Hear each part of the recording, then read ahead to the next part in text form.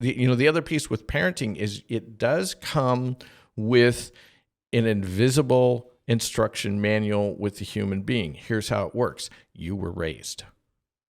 And then you have that experience to go off of. Right. You may have been raised badly, so maybe your experience is the do the opposite of how you were raised, but... Welcome to the Empowering Choices Podcast. My name is Joshua. I'm Lucas. And I'm Erik. Lucas and Erik are licensed professional counselors, and today we're going to be telling you why you know more than you think you do. So the quote is from, we were just talking about, let's see, this is essentially like regrets parents had, right? Right. Mm-hmm. And I'm scrolling back down to my notes. These were, things Erik found on the internet. Yes. That's the official subtitle for this category. And people following other people's advice and it not going well, I suppose, generally. I'm kind of surprised, I'm kind of supposing that that's why it was a regret. Right. Yeah. It's following other people's advice. Now, at the same time, we're counselors. We encourage you to build a support network and to fall back on that network and to talk to your friends and your family about different things that you're going through in life. And parenting is one of those places. So why did these people regret it? Mm-hmm. A lot of young parents that I've had, or parents who just had a child for the first time, maybe they were a little bit older. I was trying to figure out how to differentiate that from young parents. But yes, you might have your first child and you might be older. And you might be old. You might be in your 30s. You might be in your 40s. I'm an old parent. You're telling me old? Heck, habit. You are old. I don't understand. Thank you. You're welcome. And no comeback. I love it. Okay, so, but the thing is, parents that I've had have mentioned that they have all this advice that comes to them, and because of their age or because they only have their first child, at a certain age, they feel like they don't know anything or much at all, and therefore that they need to listen to all of the advice of the other people around them, because they don't know, and the other people have more kids, more time, more experience. They have bumper stickers that say, my kid is an honor roll student, or my kid beats up your kid. Did you know that you can get those bumper stickers just anywhere? Yes. And you could just get one? Yes. Yeah, absolutely. That's why I bring it up, is that it really means nothing. But at the same time, those parents that I've talked to, they're like, well, the advice I get is this, but I don't think that would go well with my child. Well, let me close the loop on where our title comes from. Mm-hmm. The entire quote is, "Trust yourself. You know more than you think you do," and it comes from Dr. Benjamin Spock's book that he wrote back in I think I maybe even have the date here, probably back in the 50s. But that was his advice, was that to parents, you don't necessarily. Ironically, he's writing a childcare book. As he says this, but I suppose that's his advice. Let's see. So there's one date here, 1958. And so that was around the time of the first publication of that particular book. But yes, that is the controversial Dr. Spock saying that. So are we agreeing with Dr. Spock, Erik? Is that what we're saying? Well, you know how the saying goes, even a stopped clock is right twice a day. Well, that's the other interesting thing is I swear if we get 1,000 followers on the channel, I'll actually read that book. Because I get the impression. Is that a challenge? Hey, that sounds like a good challenge. Okay. Yeah, no, if this channel takes off, I'll read that book 100%. Subscribe, and I think you'll read that book anyway, but I don't know about that. Well, I suspect that book has a lot of controversy about it. Sure. I think the material in it might not be as bad as people say it is. That's my impression. You did some research on Dr. Spock a while ago as to why that was controversial, and it really didn't have, the controversy wasn't surrounded by the bulk of the information. It was on what people thought he was saying in the book that he wasn't actually saying. Well, and the fact that they didn't like his politics. And that too. So they just didn't like him. Exactly. Your original cancel culture type thing. There we go. The first famous person to be canceled, Dr. Spock. I don't think that's the case, but it's popped up throughout human history. The thing is, as a parent, you contributed 50% of the DNA of that child. Mm-hmm. So you can look at that child and go, oh, I so see myself. Mm-hmm. Now, your friends cannot look at that child and go, oh, I so see myself in your child. I mean, to a certain degree, maybe they might go, oh, yeah, I did that. But not to the depth that you will, And so even if, because I've heard that a lot from parents, is that, well, they have 2 to 50 children. So, Like Genghis Khan? No, just like Flavor Flav. Oh, okay. Yeah, okay. Another good reference. Thank you. Yeah, Genghis had 600 plus? Something like that. Yeah, it was huge. And so they're like, well, so obviously, they know. You shouldn't take parenting advice from Flavor Flav? I don't know what kind of father he is. I don't either. I know he has a really good dry sense of humor, and so on his show, you got to see some of that. And if that's the real part, you might want to consider, that you might know something about your kids. Are there some segments of that show that relate to parenting? Because that would make a great podcast. There were some segments of that show. Taking notes. Do that. It was good. I enjoyed some of those pieces. But the thing is, they think that having more means more experience, means more knowledge. It doesn't. I mean, experience does not necessarily equate to good knowledge. It may equate to knowledge, but might not be helpful or beneficial. Well, see, those are the assumptions, because we assume if someone has been doing something over and over and over for a lot of time, that they have knowledge in it.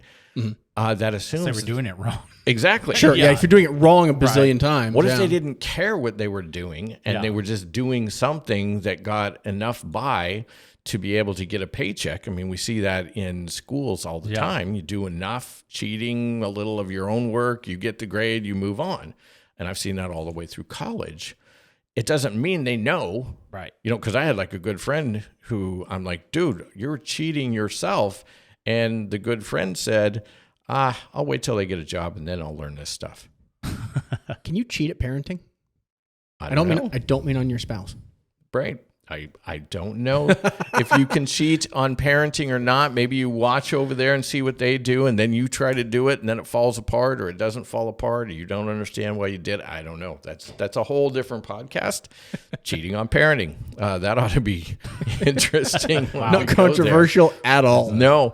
Well, but see, the thing is we're just assuming that those parents actually know what they're doing. And they may have just been doing stuff. It reminds me of what I think maybe we talked about in another podcast, but that old story of the recipe where you chop off half of the thing and it just turned out. Why do we always cut the end off the ham? Right. It's off the ham. Yeah, yeah. It's tradition. It's because grandma always did it. And you find out it's because grandma's pan was too short. Yeah. The pans of the day were too short. Yeah. It was a lot of grandma's So pans. it was advice and it was followed, and they're doing it that way for a long time, but actually... Does it have merit today? No, we have bigger pans. Right. We have different ways of doing it, and we're not reevaluating it. Mm-hmm. And so that's the piece. The other piece with parenting is it does come with an invisible instruction manual with the human being. Here's how it works. You were raised. And then you have that experience to go off of. Right. You may have been raised badly, so maybe your experience is the do the opposite of how you were raised. But see, and that's some of the advice that they give people in jobs is even if you've had a bad supervisor, you have an example of what not to do. Right. So when you are in leadership or a supervisor, you know what didn't work well for you, and now you've got that as a template to not just do. Yeah. And so that becomes a tough thing in parenting because the brain automatically goes back to what did my parents do when I was a child? And if you cried and lost all your toys, that's going to be where it's going to go, you know? And so now you have to look at that and go, well, was that the best thing? Mm-hmm. Maybe that wasn't. But that doesn't mean I don't know anything. I know what I didn't like, and so let me look at that. Let me think about that. Right. And I think one of the things, that you guys obviously talk a lot about is that you know your child, you know the situation. The other day, I really enjoy cooking things and recipes, but I don't really use a lot of recipes. I typically You're a free cooker. Yeah, I've learned how things like a free range chicken. Yeah. See, I avoided that because I figured you would pull in the free range. Yes. It's actually more of cooker. Asian. Okay. Asian cooking is without a recipe. Okay, so that's typically what I do. Well, I wanted to make something the other night, and I was like, oh, I'm going to try to make this just like whatever. And I decided I would follow a recipe. It was terrible. It didn't taste good. I didn't do a good job of it. It just wasn't good. And what I realized is that to some people, that recipe actually may have worked out fine and tasted fine to them. But for me and our family's taste and how we like things, I better know. But when I go to look to cook, no one says kind of what you guys say with parenting. No one's like, well, your family cook. It's all just, here's exactly how you do it. Yep. Here's exactly how you do it. Here's exactly how you do it. And they're all different. And so it sounds like kind of what part of what you're saying is it's our job as a parent to know that a lot of the advice is going to be coming from certain angles. But as a parent with my child, I got to hone it in. I love the Master Chef show, both for kid and for adult. Yeah. And they get softer with the kids, which is good. It's appropriate. But I love, especially when like Joe, I don't think he's on there anymore, but he used to be on there. He would come around and he would go up to the cook and he would say, I see that you're going to be cooking this along with this and this. Now I'm assuming that you are remembering. And basically, he will go into the basics of, here's the basics of cooking that you have to keep in mind. This takes this long to do. This takes this long to do. And that right there is an advanced technique thing. How are you going to handle that? In the next 30 seconds. Right. And he will even say, in the next 15 minutes, you might want to, how are you going to do this? And because, there's a mixture there of cooks who are from, once recipe cooks or taste cooks. And now it's all, you've got to taste that stuff as you go. And how do you work with that? And so it's less, this is the way it has to go, and more of, you really have to think about this dish. Right. And it looks like you're using some of these types of things that are kind of stereotypical. Are you sure that's going to work? Right. Yeah. Well, and also that's just perfect too, because when you receive advice or you hear things, it's also that the person giving that advice has assumed a lot of things. Like I could assume, oh, you're going to have 2 hours to cook this. Well, no, you may be on a show and you've got 15 minutes. Exactly. And so, that ability to realize that everything has to kind of be weighed against itself. And exactly. It brings in a different cooking show called Cutthroat Kitchen, where you will have ingredients that are sabotaged by the host or sabotaged by other contestants. Yeah. And these are professional cooks, and you have to pivot on a dime to figure out, how do I make this dish work? I have a professional level, high level chef who is the judge, who will know nothing about what was changed. Got it. And so I'm using Spam as my replacement meat for, my turkey pot pie. How do I make this work? This is where you really got to lean on your understanding and knowledge of a cook as to what can help be able to pass that through. What we're trying to do, with this is your knowledge of your child, your knowledge of yourself, your knowledge of your spouse, your knowledge of how each of you was raised is your beginning foundation.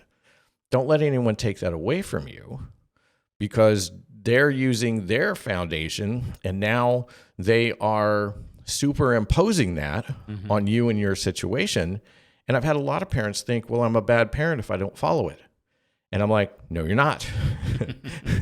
And so even for me, if, like I was giving parenting advice before we came over to do this podcast, but I've well told my clients, I am a springboard of information.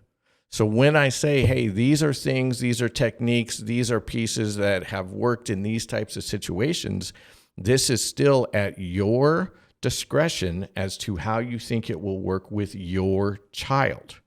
And I encourage you to make your own decisions in your parenting. I'll just introduce you to some different tools, but I'm not going to say this is what you have to do, this is what you need to do.